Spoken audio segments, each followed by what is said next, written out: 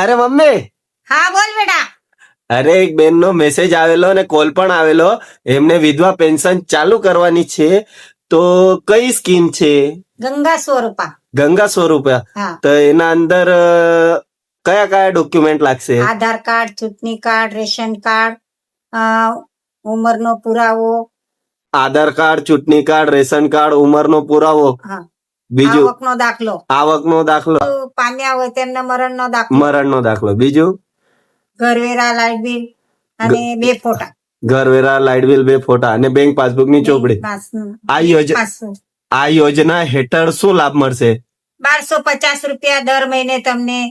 વિધવા પેન્શન તમને 1250 રૂપિયા દર મહિને મળશે.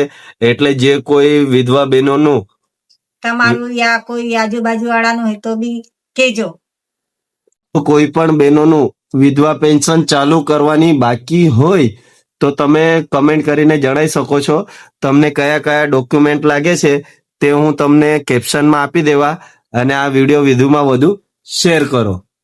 વધુમાં વધુ શેર કરો આ વિડીયો, જેથી લોકોને લાભ મળે. જેથી લોકોને લાભ મળે. જય હિન્દ, જય ભારત. જય હિન્દ.